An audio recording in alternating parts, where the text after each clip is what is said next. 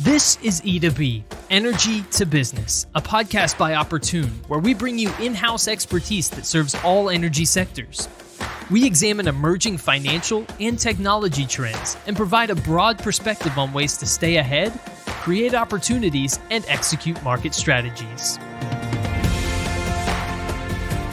Hello, everyone, and welcome to another episode of E2B, Energy to Business, an Opportune podcast. I'm your host, Daniel Litwin, the voice of B2B. Folks, it's great to be back here behind the mic, hosting another episode of Opportune's podcast as we continue to explore major trends, technology, and offering strategic advice for the broader energy industry.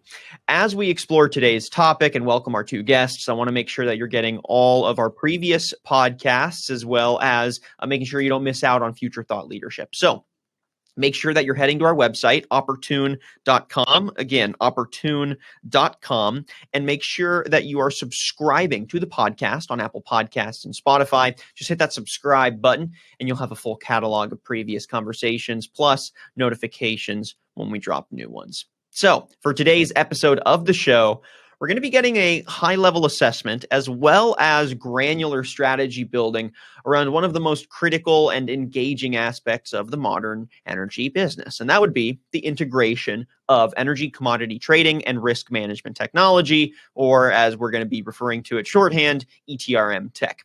And ETRM tech has been simplifying deal capturing, risk reporting, valuation, price management, and plenty of other operational tasks in the industry for let's say 25 years now at least. But even then, with the constant push and validation for software investments to increase revenue in the energy industry, things are still, inconsistent, maybe to put it lightly, in terms of quality deployments. ETRM system integration is often rushed. It can be thought of rather rashly. It turns out to be too expensive or just misguided in its scope. So what we're wanting to do with our conversation today is hopefully clear up why we see ETRM tech still give energy companies some grief, and then offer some tips on how to better adopt and make use of an ETRM investment for today's context, right? Where the energy industry is at today and aligning that investment with today's needs. So I'd like to introduce our two guests to help us maneuver today's topic. First up, we're joined by Teresa Kroh. She's a director of process and technology at Opportune. Teresa, great to have you on. How are you? Thank you. Great to be here. Yeah, pleasure getting to source you here today for your insights and your background. And we're also joined by one of your colleagues, another director of process and technology at Opportune, Mr. Brad York. Brad, how are you doing today? I'm doing well. How are you? Doing very well. Thanks for asking. Thank you again for joining. And I'm looking forward to picking you and Teresa's brain here. Let's start by giving some context on your backgrounds. So could you both just give an elevator pitch for our audience on your summarized career journey, and more importantly, just kind of connect the dots between your experience and how that informs your perspective for the conversation today?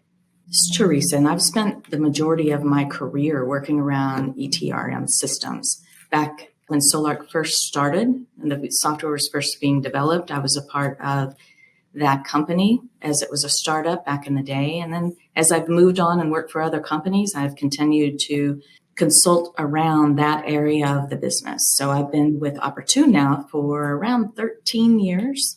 And the majority of that time, even though I do branch out into other consulting, most of it is around the implementation of risk reporting in ETRM systems, typically in right angle. This is Brad. I started off in the natural gas liquids industry. I have 19 years of industry experience in accounting and scheduling. After that, I jumped into the software side, working at Solark, which then became OpenLink, which then became ION, also working in the right angle solution. The scheduling is my main area that I focus in, but the scheduling does lead into the risk management and everything else in the system. Perfect. Thank you for that context, y'all. So with that in mind now, let's tap into those insights and talk ETRM tech. So where would you say, just to paint a nice wide picture and set the scene before we get into some granular tips, where does the energy industry stand today in terms of ETRM technology? Maybe more specifically, how widely adopted is it? How effective are deployments today, and how many of these deployments are being fully maximized, right? Being well utilized to their fullest extent? Almost every company now has major company that has a physical presence in the trading and risk management world has moved away from their own custom implementations and has started adopting one of the. There are fewer players out there, and there's usually a recommended solution for companies that share a similar business model. So there's less need for extensive software selection processes. Most of the companies have gone over to not, like I said, producing their own software and using one of these packaged softwares out there. The technology behind those softwares, even though the platforms that they're written on and the languages that they're using has changed, and the enhancements around the scope of functionality that they provide has grown, they're still on-premise, customized implementations managed by that company and still delivered typically through a Citrix front end. So in some ways, it's changed drastically and people have adopted, but are they using the software to its full functionality? No, I would say no. It seems that a lot of the companies that Brad and I are going into right now, we go in maybe to help them with an upgrade, typically not a brand new installation a lot of times now, but an upgrade to their software. And when we come in, we notice a lot of things that are less than optimal, where not only can we upgrade their software and help them through the implementation, we can also help them take advantage of some of the not only newer functionalities in an upgrade, but also the inefficiencies that they just haven't taken the time to realize that they're doing something the hard way, or their business models have changed. And instead of really reworking the way they use their software, they have just plugged in inefficient processes instead of remodeling. Yeah, I agree with everything Teresa said. What I see is a lot of companies don't continue the implementations. Implementations, of course, are very hard in an organization. It takes a lot of people's energy, a lot of people's time. And once they go live, they're just worn out, honestly, sometimes. And they need to keep going. Things change in the system and things change in the business. And you need to keep enhancing the system continuously. And you have to keep up with the upgrades. The upgrades are available, but a lot of companies just don't do it. They don't put that as a priority. And the longer they put those upgrades off, the more expensive it becomes and more difficult it becomes to do the upgrade. So you really want to try to keep up with the upgrades as best as you can. In my opinion, it's a pay now or pay more later. So if you continually keep up with the system and maintain it and enhance it as you go, you're going to keep it going well. But if you just let it be and don't put your resources into it, you're going to have to come along later and fix it. Now, maybe to get a little more specific on some of the challenges, where do we most often see operational hiccups for energy commodity traders today, even with fully deployed ETRM systems? So this isn't just for folks that are just getting used to an upgraded system or new features, but folks that have had and utilized an ETRM platform for a while now. Where are those hiccups still, and why? Oh, Brad, I really feel like they're in the scheduling and keeping track of your inventory.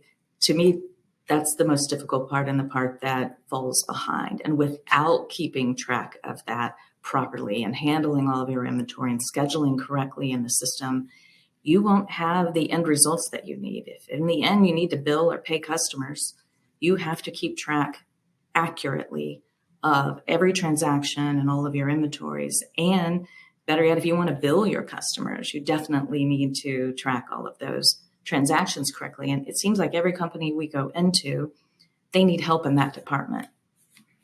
Even 30 years ago, keeping up with inventories was a challenge for companies without good technology. And with technology, you would think it would take care of it, but it doesn't always. You really have to keep up with things and make sure they're working. Do your checks and balances all the time, continuously. Because once you kind of lose control of those things, it takes an effort to get it back in line. So it's very important that you keep up with your inventory, you keep up with your volumes, you keep up with your estimates, because that's where you make decisions. So those decisions are based on the data that schedulers do. So if you're trying to hedge your risk position, you're never going to know your position if transactionally you're not keeping track of that data and handling it correctly in the system. Sometimes it's a configuration problem. Sometimes it's a manpower problem. Sometimes it's an accuracy of data problem. But in the end, you cannot make valid decisions if you don't get that part of the ETRM system correct. Is there something about the sort of data intake analysis or the execution of putting that data to work in the context of commodity trading data that just makes it particularly difficult and adds another layer of reasons why that aspect is what creates so many issues for energy commodity professionals out there? Or is it more a technological issue, right? More than a process or a data related one? From the perspective of, and I'll talk more from the scheduling side, we bring in a lot of data around movements of the product. So metered tickets, truck tickets, all the volumes that are, if you look at the petroleum industry, it's quite complicated. You've got volumes coming in, you're storing volumes, then you're blending them, and then you're turning around and selling them by truck or by barge or by rail car. And that's a lot of data. Fortunately, it is mostly electronic, but it also has a delay. So what happened today may not actually get in the system and get recorded until 2 days from now, or in some cases longer than that. There's some data doesn't come until month end. So throughout the month on that month end data, you have to keep estimates in the system, and that's the harder part. The actual movements we're pretty good at and come along pretty well, but the people have to keep estimates, and that's a bigger challenge, I think. And even though it is electronic data, there's humans involved multiple times in this process. So I'm at companies where they are still getting some of that transactional data by email and having to hand put it into the system. You're going to have errors, you're going to have delays, you're going to have missed information when you do it in that manner. And then there's also humans involved at, let's say, a truck rack. I don't know how many times trucks pull up and they just don't put in the right information for what they're pulling, for who they're pulling from, or there is what you intended to do and what actually happened. Truck racks go down. You can't unload it where you intended to unload. So there's that human component of it where data integrity can be lost because of those last minute changes and people. Now, since ETRM technology has been a mainstay for, I don't know, at least a quarter of a century at this point, right? A lot of the challenges come not always from, the majority of companies taking on an ETRM for the first time, but rather upgrading or enhancing an outdated system. And so as these new layers of functionality, data intake and analysis, and new needs from the industry all kind of compound, you get extra challenges. So, as our first set of strategy here for our audience, what would you say really needs to be done for companies to more properly upgrade or enhance these outdated systems to make sure that the upgrade doesn't in itself hinder operational efficiencies because it is mismanaged, right? Or because it adds new layers of functionality that end up hurting more than helping or just aren't properly trained on, right? What strategies would you offer here and why? Usually when you implement an ETRM system for the first time, or I would recommend that you have a very good management team for the upgrade or installation. And a part of that management team should be, what are our cut over, the sign off? What do we have to do to sign off that we actually can cut over, that we know the implementation is correct, or I would like to say correct enough, that we're not going to have operational difficulties. As a part of those implementations, you should really develop a set of test cases. And those test cases should be well documented. And then every time you upgrade, you should execute the relevant test cases again as a part of our upgrade, concentrating on high risk areas when you're testing, but also concentrating on anything where you know there has been a change in the software. And there should be a well-managed set of how we're going to implement this, what the software changes are going to be, how I'm going to test it, how I'm going to test all my interfaces, how I'm going to cut over. And This shouldn't be done, like as Brad alluded to earlier, occasionally. This should be a part of the normal process of owning an ETRM system. Keeping up with the latest releases, having a plan for every time that you enhance the interfaces or customizations internally, or you actually adopt one of the new releases. When I look at this from a high level perspective, the most important thing to a successful implementation or an upgrade is buy-in. Management has to buy into this. And the employees have to buy into it. And the best implementations I've been involved with are when the higher ups in the company stand up and say, we will make this work. And they have to be flexible and they have to help make decisions. But when they really try to make it work is when it does the best. People don't like change. That's just typical. We like our process that we're doing today. I come into work and I know what I'm going to do today and I know how it works. And they're scared when you implement a system. They don't know what their day is going to look like. I don't know how many times I've been asked, well, tell me what my day is going to look like. Well, that's a really hard thing to compare what it looked like before to what it's going to look like after. So really when management gets up there and says, we're going to make these changes, we're going to do this, that really makes the big difference. And you need the good people in the project. When you need good, dedicated people, correct? Yes, dedicated people. You need people that they will assign part of their day, even though you feel like they're overworked, to this project, business people. Because we will, as an implementation team, if we come in to help, never know every nuance of the business that we are. There are tiny little pieces that are specific to the industry or the company that we're working with. And if you get the business users who are performing those duties right now, dedicated and involved in the implementation, you have a much better chance of having success when it comes out the other end. So you kind of already teed us up for this next point here, but let's offer a more expanded list of strategies for our listening audience. So an ETRM system implementation has several phases. There's the sort of before integration thought process and planning. There is the active, during of the integration, which, includes training. It includes, making sure to not disrupt the flow of operations as new features and new services are brought into the organization. And then obviously there's the after, right? After things are trained up on, after everyone's comfortable using the platform, there's still upkeep and maintenance of the data that needs to be considered. But also, like you mentioned, Teresa, a strategy for upgrading and making that very clear and part of the integration process from the very beginning. So let's kind of walk through those different steps, and I'll have each of you give, how about let's just say one key strategy that you think is important to center as companies bring an ETRM system on board. We'll start with before, right? So before the system is ever integrated, what would each of you say is your key tip for companies to keep in mind or to strategize around in that pre-integration process? Well, the pre-integration process would really evolve around the selection of the application, right? So I think for that, it's making a good decision as what fits your business the best. And of course, you do a selection process. That's a big piece of it. But look around at your peers that do the same thing you do. Look at the system they're using and look at how well it's working for them. You could find 5 people and 2 would hate it and 3 would love it maybe. But if those 3 love it, what do they do different than those 2 that hate it? So those are the kinds of things I would look at.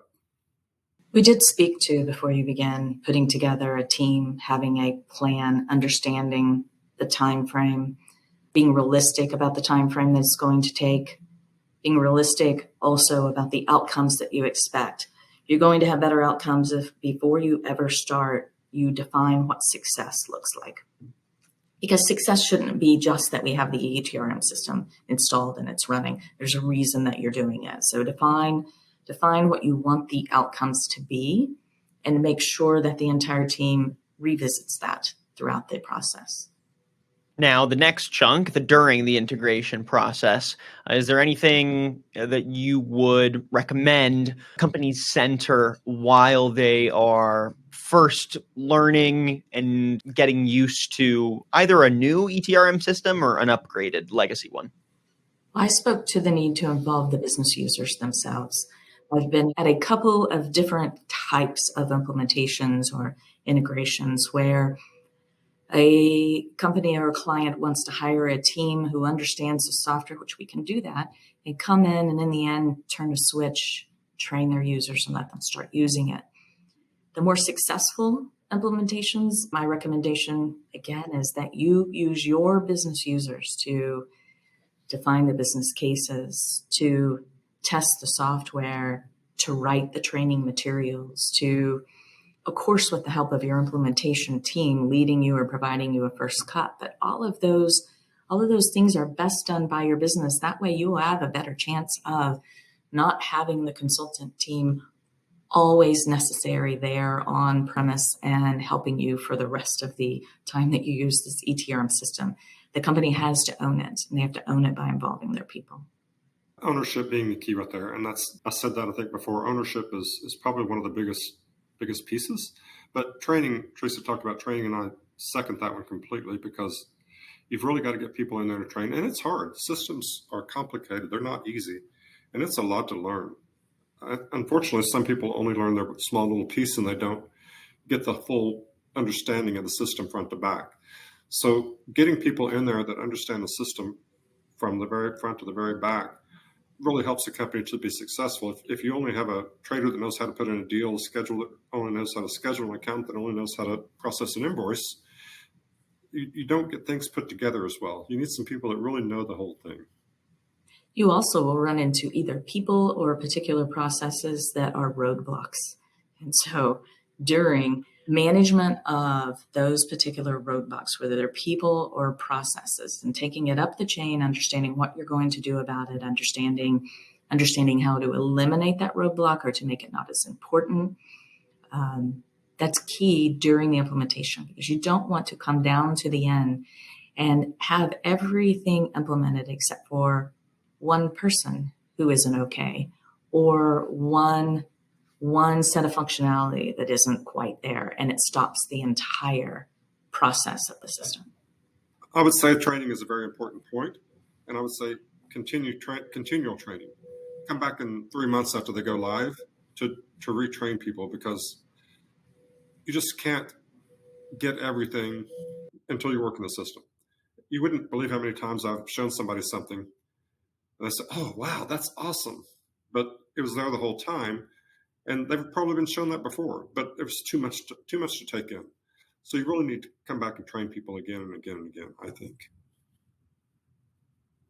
And now let's look at the post-integration period. So once integrated, what would you say are some of the key considerations companies need to center when supporting their ETRM system and continuing to make the most use out of it in a proactive and reactive way as the needs of the market shift? Any specific advice you would offer there? It isn't a turn it on and it's done. It will never be that Right. way. You have to have a team that continues to be dedicated, and that team has to be the people who monitor the health of the system, keep it running day to day. It's a 24-hour system, these risk and trading systems are. You have got to have people who are monitoring the price feeds and the risk calculations and the interfaces on a 24-hour basis. And you have to understand that it will evolve continually. There are no static businesses that I've been in so far, even the ones that you would think are the most static in their processes. They are continually acquiring, divesting, changing the way they're doing something, and the markets around them change, and therefore they have to react. So keeping a team in place, keeping it as a evolving, managed system where you know you need to upgrade, you know you need to continually add new interfaces, new custom development. You need to be able to respond to users when they're trying to do something new. The projects never stop. Totally agree with that continuing to do enhancements, continuing to keep the business involved. if IT owns the system and the business is not as involved, it's not as successful. The business needs to be involved with it as much as they can. Of course, IT's got to run the basics and they've got to keep it running, but they should keep the business people involved, especially when it comes to looking at enhancements and connecting with the vendor. I know ION has user groups, and a lot of times those user groups are just attended by the IT, not the schedulers and the accountants and the traders. They really get better information if the schedulers, accountants, and traders communicate with the software company, because they're the ones that know the business and know what they want. And IT sometimes is to me stands in between the business and the vendor. Another piece is keeping your reference data correct. So we implement a system, we set up business associates, we set up products and locations and all these things. Well, as business evolves, there's going to be new business associates and new products and new locations. There needs to be really good defined processes around putting those in the system. Because if they put in things wrong or put in things, it ends up trashing the system. So the processes around continual reference data is very important too. So to start to wrap up the conversation, I want to chat IT a little bit more specifically. I know that ETRM platforms, like you mentioned, Teresa, aren't you integrate it, you flip a switch, and it's good to go. Not only is there sort of a prolonged adoption period and also a sort of prolonged need to be responsive with how you use ETRMs for the energy industry's current needs and your company's current needs as well. But also, it needs to integrate with and play a role in a larger technology ecosystem. So I'm curious how y'all see a company's larger tech ecosystem impact the investment decision behind an ETRM system. What does it need to be able to interact with? What should you be looking for in quality or the sourcing of data so that it can be made sense of by other tech platforms, other softwares? Give us your overview there. Well, we keep talking about the need to continually upgrade. One of the reasons that you want to do that is performance. We'll start with that. As technologies change, if you have an ETRM that has gone stale, then it typically is using older database servers, older hardware requirements, older operating systems, older versions of Word and Excel. So just like your iPhone, even though the hardware itself hasn't changed over time, it starts to degrade. It degrades because it doesn't handle the software as well now as it did when it first came out. Performance degrades, and that's one of the leading complaints that you get in an ETRM system is performance, ability to handle the massive amounts of data or even the user interactions that we talked about earlier. So if you upgrade, you get to move to later database versions that have their own enhancements. Not only are you getting upgraded ETRM systems, you're getting upgraded software behind the scenes. You get to take advantage of this whole suite of pieces of software and everything that's new about them that make them work better together. You get to upgrade to newer versions of any of the key things that you interface with out there. So you need to interface to truck rack software. You need to interface to rail tickets and pipeline tickets and bill of ladings and pricing interfaces. Every single one of those platforms is moving along using newer technology. And if you leave your ETRM system behind, you are going to have performance issues. And those performance issues aren't just the user experience, which can be frustrating and make people maybe less willing to keep up with the quality that we talked about earlier. It also begins to affect your processing behind the scenes. So the system can get bogged down to the point that you actually are losing transactions, or it's not able to handle or to process your overnight activity. So every single one of those integrations needs to move along together in their technology. So you are continually upgrading everything and taking advantage of the newer technologies that are coming out constantly. I think an example of that is integrating to T4, which is the pipeline system for refined products. A lot of integrations are just getting data, movement data, particularly from entities. But a lot of the T4 integrations lately have gone both ways, where you're sending data into T4 from right angle and getting it back as well. Those are much more complicated interfaces. And of course, as technology changes, that gets more and more possible to do those kinds of integrations back and forth. So I think we'll see more of that kind of stuff where systems are talking to each other and get more data between the two and less human interaction. I want to get y'all's thoughts on some strategies for upgrading systems, but real quick for a refresher for our audience too, what is the standard upgrade today and what the next era of upgrades is looking to be, right? What are some of those fresh features, functionality, quality of data, improvements around just general operations that you're seeing get upgraded in ETRM systems today? Just give us that quick update. I think across the board, what we see particularly, the biggest thing is performance. We're seeing much improved performance in the upgrades that we see lately. So you do hear a lot of chatter about newer ETRM systems or ETRM systems moving to cloud technologies or other buzzwords that are out there. And of course, most of the companies that we're in at the IT management levels, they all want to take advantage of these buzzwords that are out there. There aren't a lot of ETRM systems that are truly cloud-based right now. Most of them, as you look at them, are just hosting your software for you on an off-site, and they're calling that cloud-based, but you're still required to do all of the individual company management of an installation. So in my opinion, it's not truly cloud-based. I'm hoping, I don't think it'll happen this year, but I'm hoping to see people move towards a software as a service solution so that you can subscribe. And I think when you get to that point, you'll be able to take the data that we keep talking about is so necessary to keeping these systems healthy and pull it into the software not on a company by company basis, but as a more global interface, because most of these companies need the same kind of software. I hope to see some definition around what those interfaces look like. Some standardization is the word I'm really looking for about that, and prices and pipeline data and all of these pieces should become a standard available interface from a software as a service type of solution. It's not there yet, but that's what I hope to see. So with that in mind, then, what kinds of strategies or considerations do you think IT teams should focus on and prioritize before they commit to upgrading ETRM systems in 2022, right? With those new features, with those desired features on the horizon, does that influence any certain aspects of the IT ecosystem that you find particularly important?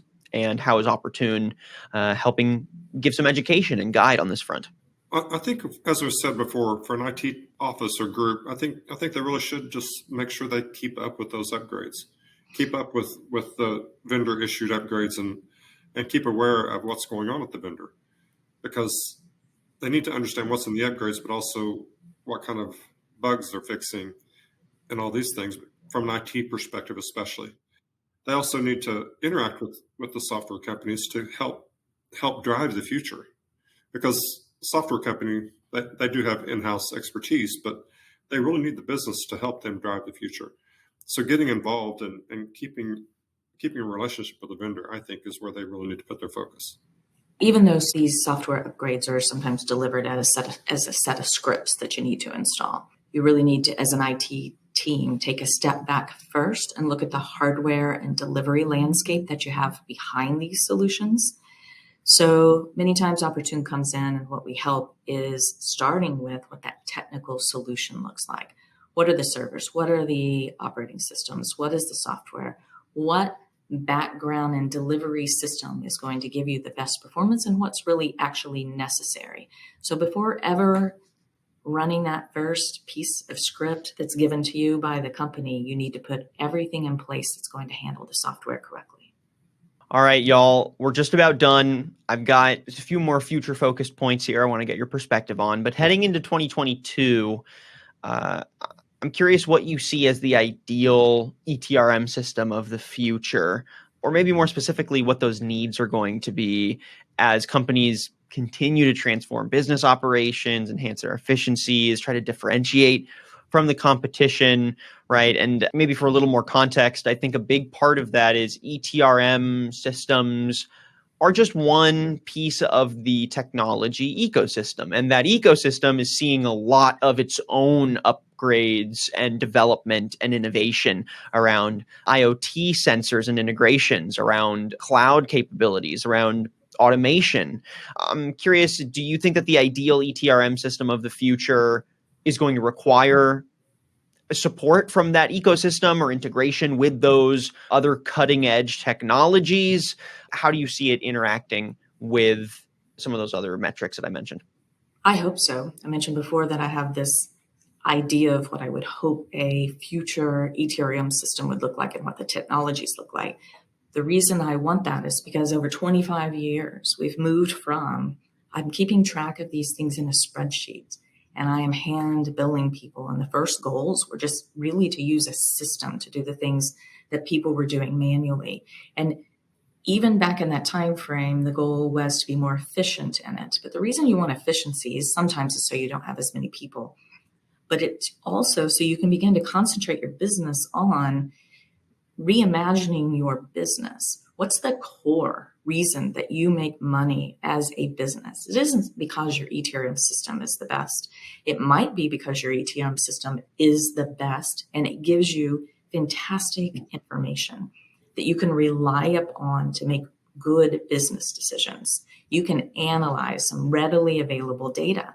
In order to get there, though, we definitely have to make use of these evolving technologies because those technologies that you mentioned are all going to give us better data in a quicker manner that we can process quicker, that we can apply all of our systems to help us make better business decisions. I think one example of that is transmission of metered data, for example. At the well, there's meters and everything, and sometimes it's archaic how they get some of those numbers.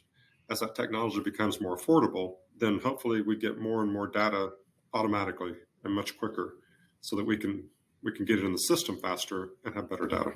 Our fridge tells us when we need to buy new groceries. There's no reason that those wells can't tell us exactly what is going on. It's just a matter of implementing that same technology in every little data gathering piece of our world. And I think we're getting there. And then last but not least, how do you see ETRM technologies themselves evolving throughout 2022 and beyond? Do you see any market motivators impacting specific changes to ETRMs, maybe regulatory changes, or just in general, the companies that develop these softwares setting new standards for themselves, right? What's most important to keep in mind moving forward throughout the rest of the year? It's a bit of a hard one because trying to determine what may or may not be put into the ETRM system is a hard job on their part. They have to prioritize, and there's not unlimited resources as far as development resources go at some of these vendors. So really, they have to make decisions about what to put in there, what to put in the system for this next year, and they need help determining that from the users. I can't think of anything specifically, but communicating with the vendors and letting them know what you want is what helps. I might be repeating myself a little bit in something I said before, but I don't think I can drive home enough the level of support and daily interaction and monitoring these systems require, and the large number of people that are interacting with it day to day, and the large number of people who are supporting it, from the hardware to the software to all the interfaces. So I believe individual ETRM solutions will get ahead by providing a more, I want to say, out of the box. They're not out of the box because you tailor them to every company's needs. But if you can get to where it really is, software as a solution and the standard interfaces, and not so much beholden to every single company to support around the clock or to develop all these individual pieces that every other company is developing, and customizing them just a little bit to make them work correctly for them. I think that will be the solution that wins down the road in what everybody is desiring. And I think on that note, we'll go ahead and wrap up then. It sounds like the energy industry is dealing with plenty of its own changes, whether those are market motivators, regulatory changes, again, just general standards being set internally and externally. And that's only one piece of the puzzle.